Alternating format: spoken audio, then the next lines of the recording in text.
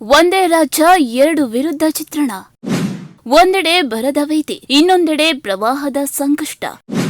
ಉತ್ತರ ಕರ್ನಾಟಕದಲ್ಲಿ ಬರದ ಕರಿನೇರಳು, ಕರಾವಳಿಯಲ್ಲಿ ಮಳೆಯ ರೌದ್ರ ನರ್ತನ.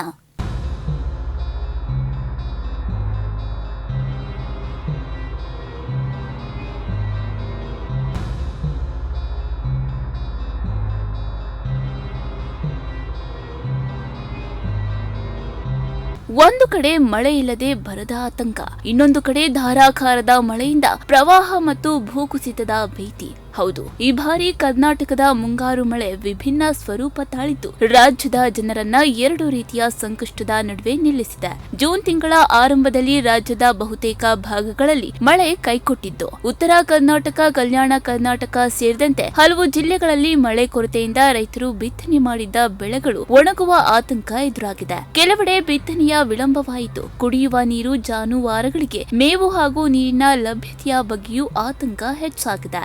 ಆದರೆ ಜುಲೈ ಆರಂಭವಾಗ್ತಾ ಇದ್ದಂತೆ ಪರಿಸ್ಥಿತಿ ಸಂಪೂರ್ಣ ಬದಲಾಯಿತು. ಕರಾವಳಿ, ಮಲೆನಾಡು ಮತ್ತು ಪಶ್ಚಿಮ ಘಟ್ಟ ಪ್ರದೇಶಗಳಲ್ಲಿ ಧಾರಾಕಾರ ಮಳೆ ಸುರಿಯಲು ಆರಂಭವಾಯಿತು. ಉತ್ತರ ಕನ್ನಡ, ಶಿವಮೊಗ್ಗ, ಚಿಕ್ಕಮಗಳೂರು, ಕೊಡಗು, ಉಡುಪಿ ಹಾಗೂ ದಕ್ಷಿಣ ಕನ್ನಡ ಜಿಲ್ಲೆಗಳಲ್ಲಿ ನಿರಂತರ ಮಳೆಯಿಂದ ನದಿಗಳು ತುಂಬಿ ಹರಿಯುತ್ತಿವೆ. ಜಲಾಶಯಗಳಿಗೆ ಭಾರಿ ಪ್ರಮಾಣದಲ್ಲಿ ನೀರು ಹರಿದು ಬರ್ತಿದೆ.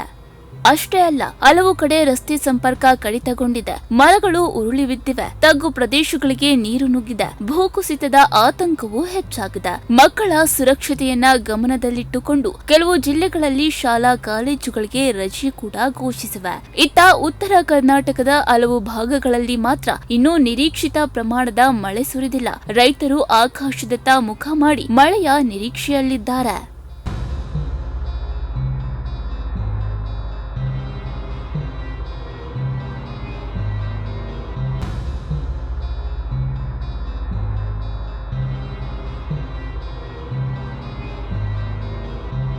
ಒಂದೇ ರಾಜ್ಯದಲ್ಲಿ ಈ ರೀತಿ ಎರಡು ವಿಭಿನ್ನ ಪರಿಸ್ಥಿತಿ ಹೇಗೆ? ಹವಾಮಾನ ತಜ್ಞರ ಪ್ರಕಾರ ಇದು ಹವಾಮಾನ ವೈಪರೀತ್ಯದ ಪರಿಣಾಮ. ಈಗ ಮಳೆ ಸಮಾನವಾಗಿ ಸುರಿಯುವ ಬದಲು ಕೆಲವೇ ಪ್ರದೇಶಗಳಲ್ಲಿ ಅತಿಯಾಗಿ ಸುರಿಯುತ್ತಿದೆ. ಮತ್ತೊಂದೆಡೆ ಕೆಲವು ಭಾಗಗಳಲ್ಲಿ ಮಳೆ ಸಂಪೂರ್ಣ ಕೈಕೊಡುತ್ತಿದೆ. ಸರ್ಕಾರವು ಎರಡು ರೀತಿಯ ಸವಾಲುಗಳನ್ನ ಎದುರಿಸ್ತಾ ಇದ್ದು, ಒಂದು ಕಡೆ ಬರ ನಿರ್ವಹಣೆಗಾಗಿ ಕುಡಿಯುವ ನೀರು, ಮೇವು ಮತ್ತು ಪರಿಹಾರ ಕ್ರಮಗಳನ್ನ ಕೈಗೊಳ್ಳಲಾಗ್ತಿದೆ. ಮತ್ತೊಂದು ಕಡೆ ಪ್ರವಾಹ ಪೀಡಿತ ಪ್ರದೇಶಗಳಲ್ಲಿ ರಕ್ಷಣಾ ಕಾರ್ಯಾಚರಣೆ, ಭೂಕುಸಿತ ತಡೆ ಹಾಗೂ ತುರ್ತು ಸೇವೆಗಳನ್ನ ಬಲಪಡಿಸಲಾಗುತ್ತಿದೆ. ಒಟ್ಟಿನಲ್ಲಿ ಕರ್ನಾಟಕ ಇಂದು ಪ್ರಕೃತಿಯ ಎರಡು ತೀವ್ರ ಸ್ವರೂಪಗಳನ್ನ ಒಂದೇ ಸಮಯದಲ್ಲಿ ಅನುಭವಿಸ್ತಾ ಇದೆ. ಒಂದು ಕಡೆ ಬರದ ಆತಂಕ, ಇನ್ನೊಂದು ಕಡೆ ಪ್ರವಾಹದ ಸಂಕಷ್ಟ. ಈ ಬದಲಾದ ಹವಾಮಾನ ಪರಿಸ್ಥಿತಿ ಮುಂದಿನ ದಿನಗಳಲ್ಲಿ ಜಲ ಸಂರಕ್ಷಣೆ, ಪರಿಸರ ರಕ್ಷಣೆ ಮತ್ತು ವೈಜ್ಞಾನಿಕ ಯೋಜನೆಗಳ ಅಗತ್ಯವನ್ನ ಮತ್ತಷ್ಟು ಸ್ಪಷ್ಟಪಡಿಸುತ್ತಿದೆ.